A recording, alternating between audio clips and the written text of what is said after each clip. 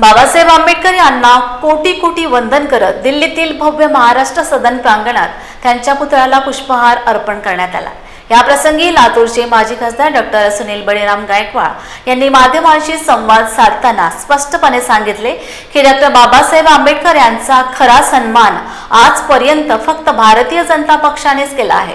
Doctor Gaikwad यांनी ठामपणे नमूद केले की बाबासाहेब आंबेडकर यांचे खरे विचार आणि कार्य समजून घेऊन त्यांचा जागर देशभर पोहोचवण्याचे काम आज भारतीय जनता पक्ष करत आहे। सत्तेसाठी नव्हे तर समाज परिवर्तनासाठी बाबासाहेबांच्या तत्वांचा सन्मान भाजपाने केला आहे।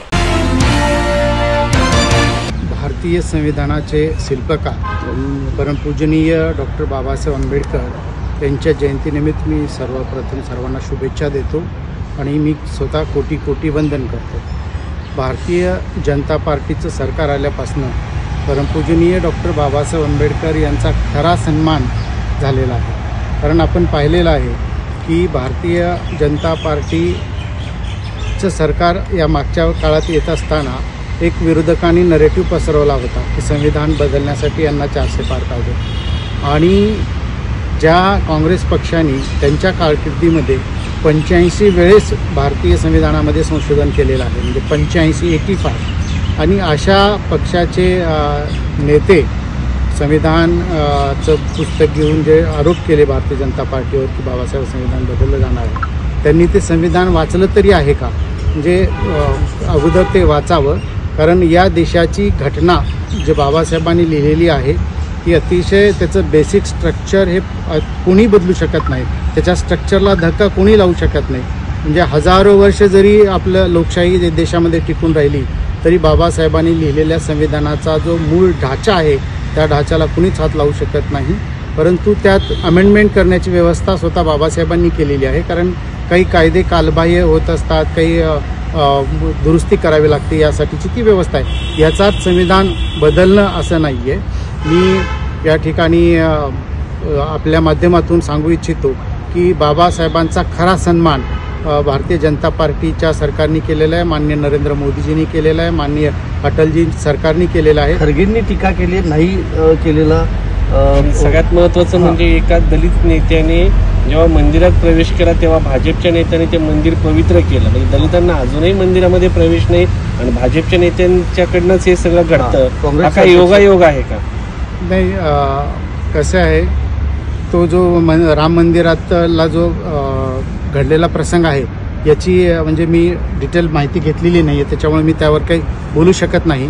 परंतु मी खरगेजींना सांगू इच्छितो की भंडारामध्ये बाबासाहेबांचा पराभव हा काँग्रेसने केला। स्वतः पंडित नेहरू तिथे मुक्कामी होते। मुंबईच्या मुंबईच्या लोकसभेच्या निवडणुकीमध्ये तिथे एका कमी शिकलेल्या माणसाला काँग्रेसने उभा करून तिथे बाबासाहेबांचा पराभव झाला। म्हणजे अनेक वेळा बाबासाहेबांना अपमानित करण्याचं काम काँग्रेसचं एवढ्या वर्ष सरकार होतं। भारतरत्न त्यांनी दिलं नाही। VP सिंगच्या सरकारमध्ये जेव्हा आमच्या भारतीय जनता पार्टीच्या सपोर्टवरती ते सरकार होतं, त्या सरकारने भारतरत्न बाबासाहेबांना दिला। अटलजींचं सरकार आल्यानंतर दिल्लीतलं जे बाबासाहेबांचं घर आहे ते घर अटलजी सरकारने विकत घेतलं आणि माननीय नरेंद्र मोदीजी प्रधानमंत्री झाल्यानंतर ते पूर्ण केलं आणि ते घराची वास्तू पाहिली असेल आपण तर लक्षात येईल की एक संविधान प्रत्यक्षात उभा टाकलेलं आहे की काय। अशा पद्धतीने अतिशय सुंदर जिवंत बाबासाहेब त्या ठिकाणी आधुनिक टेक्नॉलॉजीच्या माध्यमातून तिथे बाबासाहेबाच्या मुखातून भाषण देत असलेलं चित्र तुम्ही तिथे बघितलं असेल। म्हणजे हे बाबासाहेबांचा सन्मान हे एवढंच नाही तर मुंबईचं हिंदू मिलची जी जागा होती ते सुद्धा माननीय मोदी सरकारने त्या ठिकाणी देऊन आता स्मारक पूर्णत्वास येत आहे। लंडनचं घर बाबासाहेब जिथे शिकायला असताना राहिले होते ते घर महाराष्ट्र सरकारने विकत घेऊन तिथे स्मारक केलं। पंचतीर्थाचा विकास केला आणि जे बुद्ध सर्किट इथे केलं। आणि एवढंच नाही तर आज बाबासाहेबांची जयंती आहे। माननीय मोदीजी सरकारने जाहीर शासकीय सुट्टी या ठिकाणी जाहीर केली।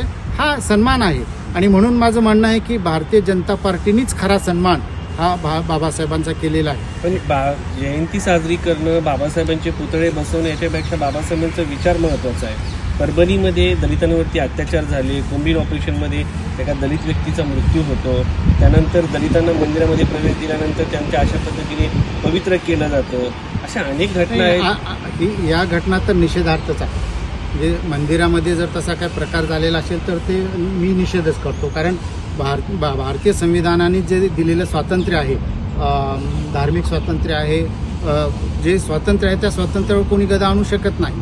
आणि राहिला विषय परभणीचा, तो न्यायप्रविष्ट विषय असल्यामुळे त्यावर मी काही भाष्य करणार.